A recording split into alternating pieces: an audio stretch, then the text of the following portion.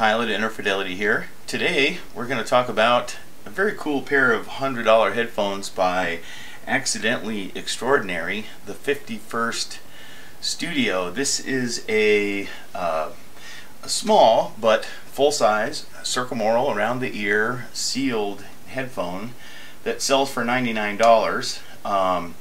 And it's a very nice little headphone for that price. Stainless steel parts on the bails and the extension arms here, stainless steel headband with the Accidentally Extraordinary logo embossed in the plastic padding. The materials of the padding and the ear pads is a relatively inexpensive synthetic leather, and it's not memory foam in the ear pads, but given that this is a $99 headphone, there's no surprise. Most $99 headphones are pretty plasticky affairs, and this one seems to have some pretty nice materials in it. The wood on the outside of the ear capsule is walnut, sustainably grown walnut, and it actually takes up quite a bit, this wood piece takes up quite a bit of the inside of the ear capsule and actually makes the entire enclosure behind the driver assembly. So it's really wood on the inside as well. The cable is a nice, fairly nice flat cable. Has wooden housings at both ends, a straight plug. I prefer the 90 or even better the 45-degree plugs, but a straight plug. It does attach using a 3.5mm jack plug in the left earpiece, and it also comes with a cable with a one-button remote control on it. This is about a 39-inch cable. I find it a bit too short and fairly cheap, but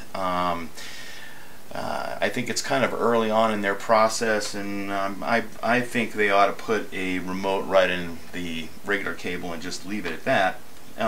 Comes with a hemp carry satchel, and in the box there is a foam cutout that allows you to store it in here at home. So fairly nice set of stuff for a $99 headphone. The sound of these headphones is accidentally extraordinary, I guess. It's pretty darn good. There's a bit of a mid-bass hump in it, and I found that the most problematic aspect of its sound quality. It has a warm sound, kind of a laid-back, maybe veiled sound, so it's very comfortable to listen to. The treble resolution is surprisingly good. It's a little low in level, but generally speaking, the resolution is very, very good in the treble area. And also, even though the bass has this mid-bass hump in it, it is very the resolving, easily you can tell the textures of the bass.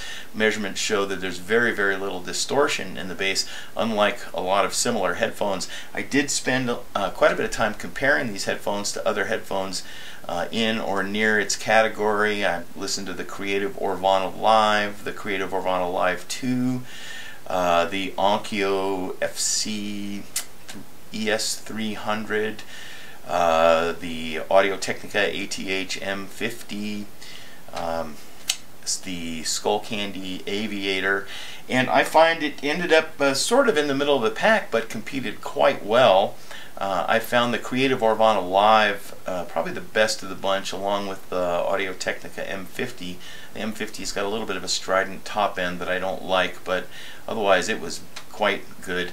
Also the Onkyo, so the Creative Orvana Live, the Onkyo, and the Audio-Technica M50 all were more even sounding than this headphone, but only the M50 had the resolving bass that did a good job showing the textures. The other two had a somewhat distorted bass.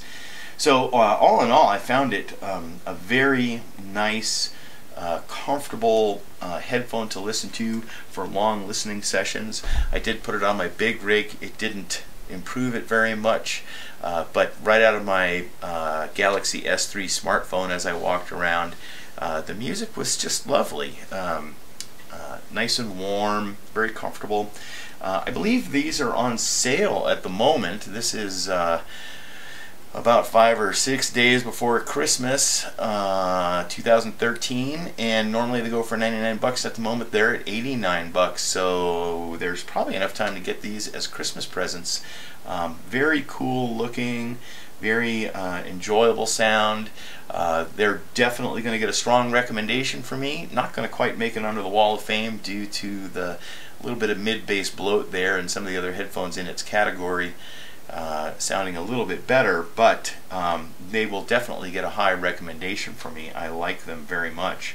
So the Accidentally Extraordinary 51st Studio headphone, a new entrant into the marketplace, and while I'm not sure they were accidentally extraordinary, they were certainly serendipitously pretty darn cool. Hope you get a chance to have a listen to these sometime soon. Oh, I wanted to mention, these also come apart fairly easily. The ear pads pull off, a couple of screws on the baffle plate. Once you get the baffle plate off, the pivot pins on the bail arms come out quite easily.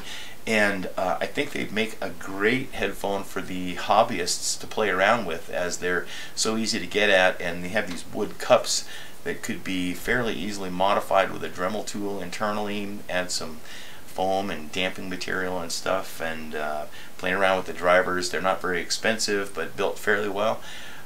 So the DIYers might love these. Anyway, hope you get a chance to hear them sometime soon. The Accidentally Extraordinary 51st Studios. Thanks, and we'll see you next time.